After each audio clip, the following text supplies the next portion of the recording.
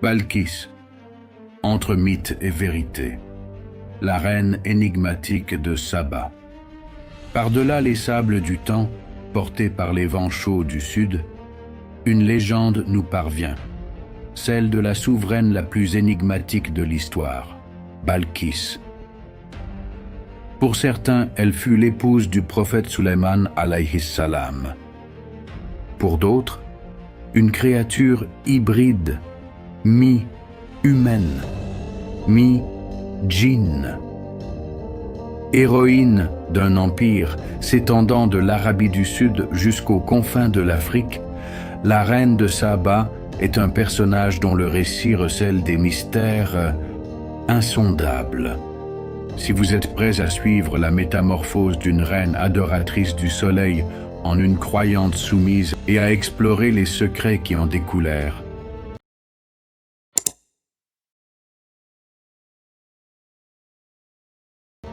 alors notre voyage peut commencer.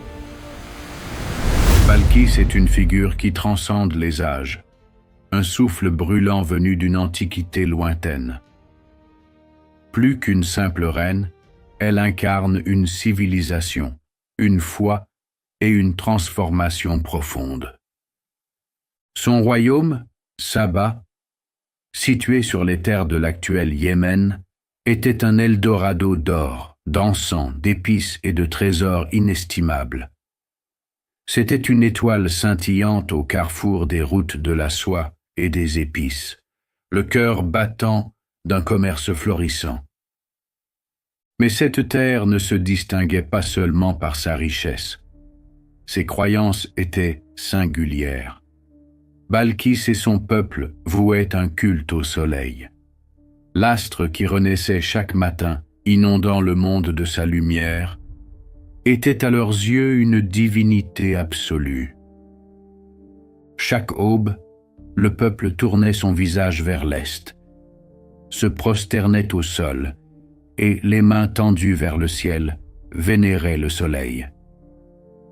Il était pour eux la source de vie, le symbole suprême de la justice, de la puissance et de la prospérité. Telle était Balkis, une dirigeante magnifique, puissante et sage, mais dont l'âme n'avait pas encore été touchée par la lumière de la vérité authentique. Pourtant, les fils invisibles du destin commencèrent un matin à tisser une nouvelle trame.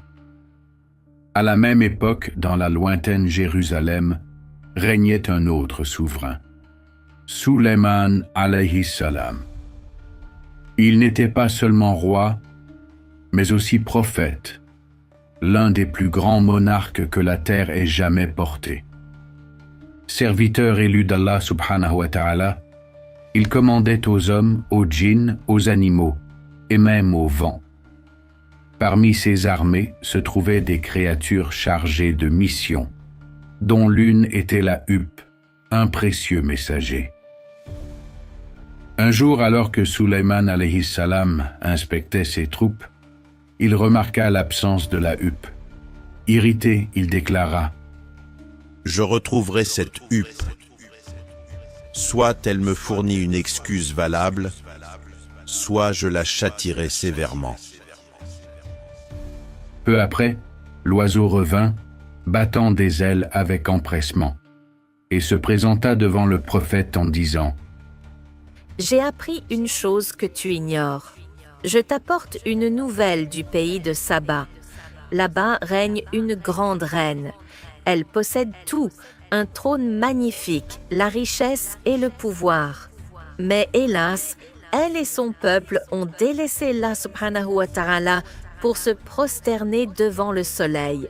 Satan leur a enjolivé leurs actes et les a détournés du droit chemin. » Ces paroles eurent un profond écho dans le cœur de Sulayman alayhi salam. Conscient de sa mission de répandre la justice et le monothéisme sur terre, il décida d'inviter ce peuple à la vérité. Il attacha une lettre à l'aile de la huppe et ordonna : « Va, dépose cette lettre devant eux, puis retire-toi et observe leur réaction. La lettre portait ces mots. Bismillahirrahmanirrahim. Au nom d'Allah subhanahu wa ta'ala. Ne vous montrez pas hautain envers moi, mais venez à moi en toute soumission. Ce n'était pas un simple appel politique, c'était une invitation à la foi et à la soumission. Une invitation à reconnaître l'unicité d'Allah subhanahu wa ta'ala et à se prosterner non plus devant le soleil, mais devant lui seul. La huppe déposa la lettre aux pieds de Balkis. Saisie d'étonnement, la reine convoqua immédiatement les notables de son royaume. Ô mon peuple, une lettre de la plus haute importance m'est parvenue. Elle émane d'une personne noble et sage. Que me conseillez-vous? Ses conseillers suggérèrent la guerre. Mais Balkis, en leader sage et visionnaire, considérait le conflit comme un dernier recours. Lorsque les rois entrent dans une cité, ils la dévastent, dit-elle. Je préfère une approche pacifique. Je lui enverrai d'abord des présents. Nous verrons alors s'il est un véritable prophète ou simplement un homme avide de richesse et de pouvoir. Balkis dépêcha une caravane chargée de joyaux, d'or et de cadeaux précieux vers Jérusalem. Cependant, Sulayman alayhi salam refusa les présents, démontrant que son pouvoir venait d'Allah subhanahu wa ta'ala et non de la fortune matérielle. Il répondit sans détour. Je n'ai nul besoin de vos cadeaux. Soit vous vous soumettez, soit, avec la permission d'Allah subhanahu wa ta'ala, j'enverrai contre vous une armée que rien ne pourra arrêter. Cette réponse nette bouleversa Balkis. Cet homme n'était pas un roi ordinaire. Face à elle se tenait un prophète qui méprisait les richesses du monde et incarnait la vérité. Balkis prit sa décision. Elle irait elle-même à Jérusalem. Elle devait voir la vérité de ses propres yeux, l'entendre de ses propres oreilles. C'est ainsi que Balkis se mit en route avec une caravane fastueuse. Le dos de ses chameaux ployait sous l'or, l'encens et les pierres précieuses. Mais le véritable trésor qu'elle transportait était le désir ardent de son cœur, de trouver la vérité. Pendant son long et périlleux voyage, un silence profond régnait dans le somptueux palais de Jérusalem. Dans la salle du trône, une assemblée extraordinaire était réunie. Non seulement des humains, mais aussi des djinns. Ces entités puissantes et redoutables. Les armées d'hommes et de djinns se tenaient en silence devant le prophète Sulayman alayhi salam, dont l'autorité s'étendait sur le monde visible et les royaumes invisibles. C'est à cet instant qu'une idée traversa l'esprit de Sulayman alayhi salam. Il voulut mettre Balkis à l'épreuve. Sa voix résonna sous les coupoles du palais. Ô notable, lequel d'entre vous peut m'apporter son trône avant qu'elle et ses armées n'arrivent à moi en soumission? Un ifri, un puissant parmi les djinns, s'avança et déclara avec orgueil: Je te l'apporterai avant que tu ne te lèves de ta place. J'en ai la force et je suis digne de confiance. Mais à cet instant, une autre personne présente, un homme à qui Allah subhanahu wa ta'ala avait octroyé une science particulière, prit la parole. Moi, je te l'apporterai en un clin d'œil. À peine ces mots furent-ils prononcés que le trône majestueux de Balkis, situé à des centaines de kilomètres de là, se matérialisa au milieu du palais de Sulayman alayhi salam. Le temps et l'espace semblaient abolis. Une puissance dominant la matière s'était manifestée. La finesse de ses dorures et l'éclat de ses pierres précieuses coupèrent le souffle de l'assemblée. Sulayman alayhi salam remercia son Seigneur. Ce miracle n'était pas une simple démonstration de force, mais une occasion d'éprouver. Il ordonna alors à ses gens: Modifiez l'apparence de son trône. Voyons si elle le reconnaîtra à son arrivée. Les artisans le transformèrent subtilement. Quelques pierres furent retirées, de nouveaux ornements ajoutés, les motifs légèrement altérés. Le trône paraissait à la fois familier et différent. Pourquoi une telle ruse? Ce n'était pas un jeu, mais une épreuve profonde. Sulayman alayhi salam voulait sonder le caractère de Balkis. Se laisserait-elle abuser par les apparences, ou posséderait-elle la clairvoyance de voir au-delà pour saisir la réalité? Car un leader, surtout un monarque, se doit d'avoir une âme qui ne se fie pas aux illusions. Plus important encore, si Balkis pouvait percevoir le message divin derrière les parures matérielles, cela signifierait qu'elle avait la maturité nécessaire pour comprendre l'unicité d'Allah subhanahu wa ta'ala. Ce n'était pas l'épreuve d'un trône, mais celle d'un cœur. Quelques jours plus tard, lorsque Balkis et son armée atteignirent les remparts de Jérusalem, ce n'était pas seulement une ville qui se dressait devant eux, mais le centre d'une sagesse et d'une puissance divine. Bientôt Balkis allait pénétrer dans le magnifique palais construit par Sulayman alayhi salam. Le spectacle qui s'offrit à elle était sans pareil. Le royaume de Sulayman alayhi salam n'était pas seulement fastueux. Il était le fruit d'une conception artistique et architecturale inouïe. Des colonnes d'or, des portes serties de pierres précieuses et des œuvres d'art d'une finesse exquise ornaient chaque recoin. Mais le plus stupéfiant était le sol de l'entrée du palais. Il était fait d'un cristal si pur et si transparent qu'il recouvrait un cours d'eau. L'illusion était parfaite, donnant l'impression d'une profonde étendue d'eau. Alors que Balkis s'avançait, pensant marcher sur de l'eau, elle releva sa robe pour ne pas la mouiller. C'est à cet instant précis que ses jambes furent exposées. Or, elles étaient différentes de celles des humains ordinaires. Diverses sources rapportent que les jambes de Balkis étaient couvertes d'une pilosité dense. Pour la cour de Sulayman alayhi salam, voir la reine dont la beauté était légendaire avec une telle particularité fut une source de grand étonnement.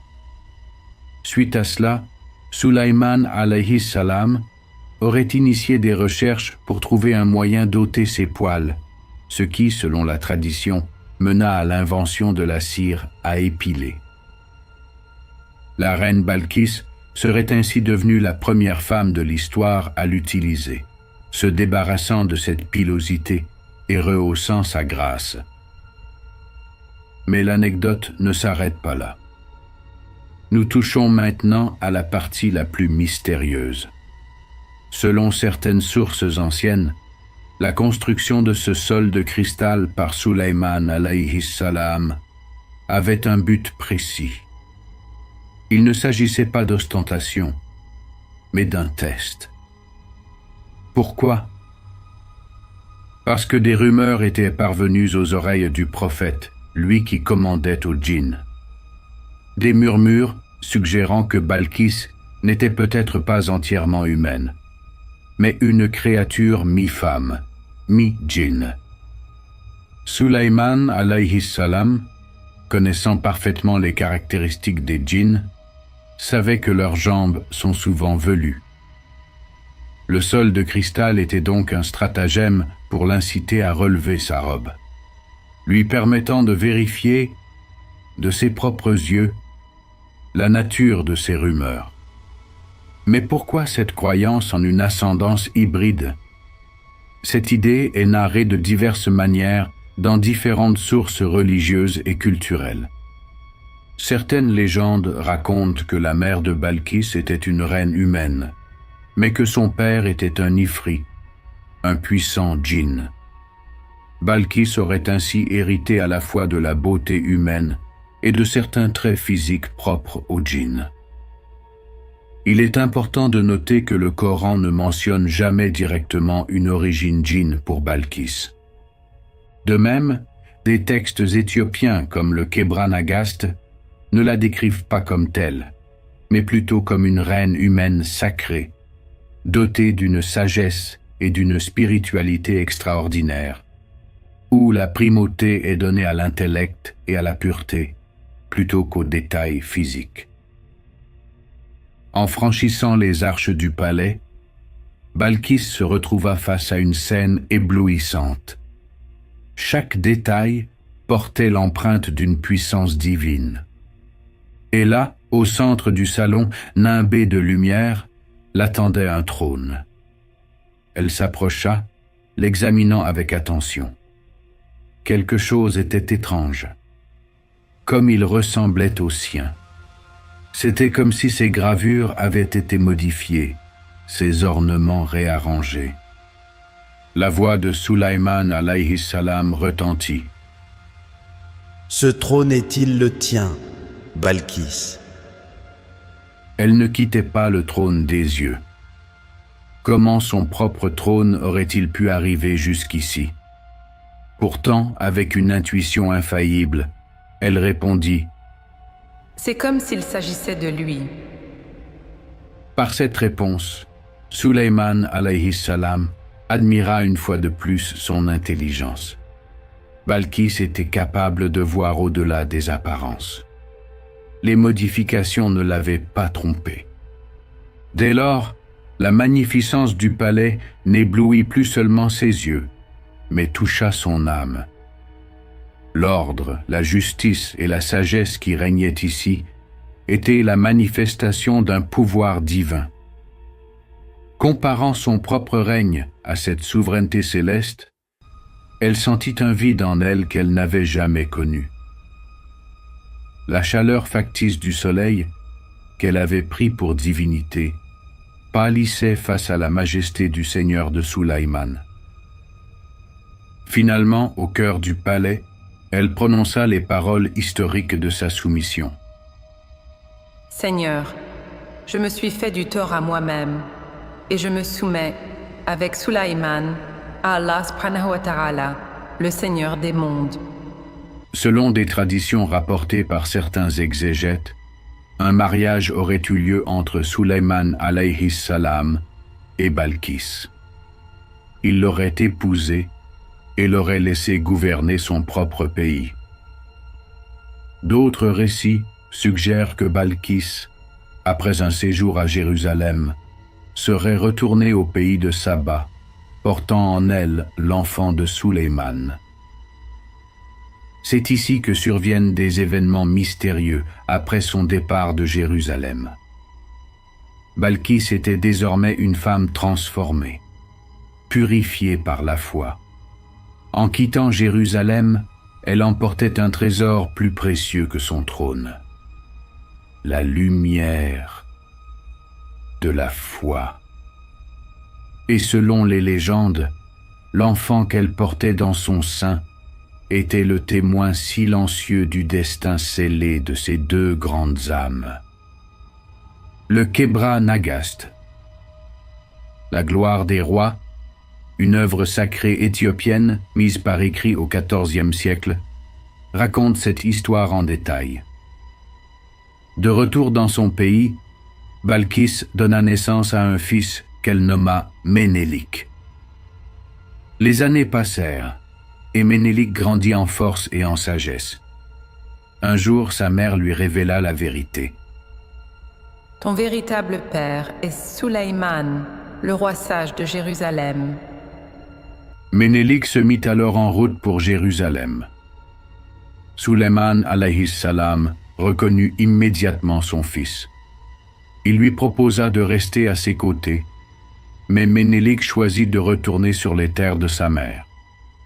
Sulayman, bien que peiné, accepta et lui donna pour escorte les fils des plus grandes familles d'Israël. C'est là qu'un événement extraordinaire se produisit. Ménélik et ses compagnons firent une chose à laquelle personne ne s'attendait. Ils dérobèrent secrètement l'arche d'alliance, la relique la plus sacrée des enfants d'Israël. Certaines sources affirment qu'il ne s'agissait pas d'un vol, mais d'un transfert orchestré par un ordre divin.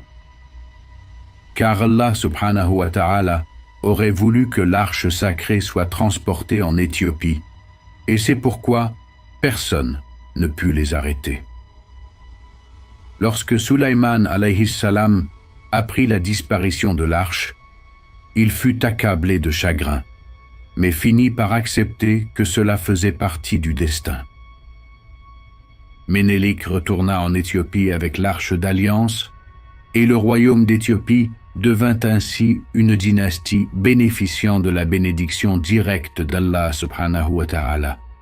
Si ces informations proviennent des textes sacrés éthiopiens, une autre tradition veut que l'arche ait été dérobée de Jérusalem par Nabuchodonosor lors de l'exil à Babylone.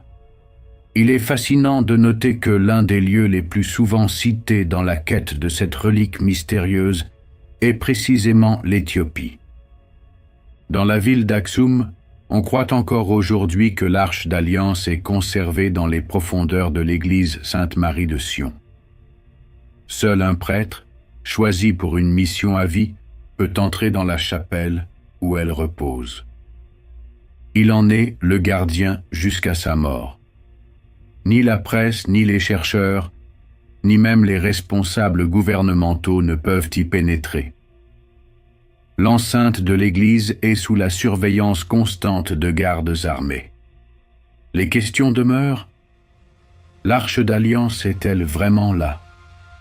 Quoi qu'il en soit, pour en revenir à Balkis, elle est devenue une figure qui a marqué non seulement l'histoire du Yémen, mais aussi celle du continent africain.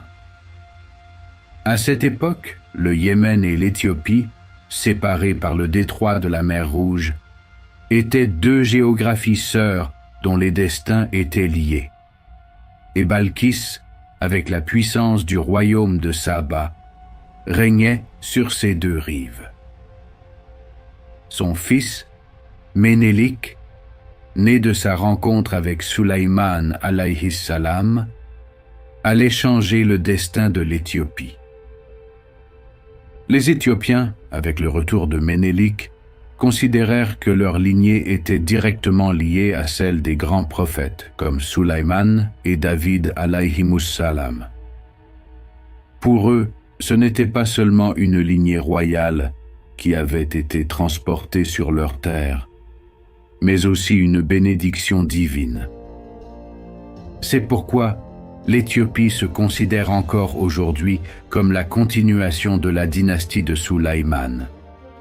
Et Balkis continue d'être célébrée comme la reine éternelle, non seulement de l'Arabie du Sud, mais aussi de l'Afrique. La reine de Saba est également une figure importante pour les chrétiens. En effet, le prophète Issa alayhi salam, en reprochant à son propre peuple de nier la vérité, leur donna Balkis en exemple. Il leur rappela que cette reine du Midi était venue d'une contrée lointaine pour entendre la sagesse de Sulayman, qu'elle avait reconnu la vérité et s'y était soumise. Il leur lança « Voyez, une femme est venue de loin et a reconnu la vérité, alors que vous niez la vérité qui est sous vos yeux. » La quête sincère de la vérité ne connaît ni la distance, ni le statut, ni la richesse.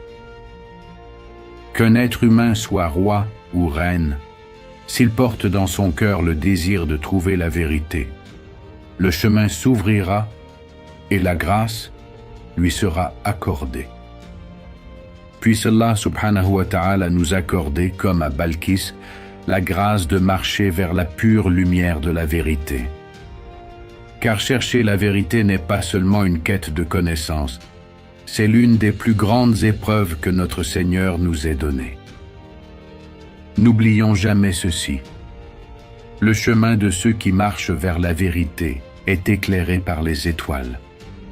Ceux qui ne la cherchent pas restent dans l'obscurité, même sous le soleil.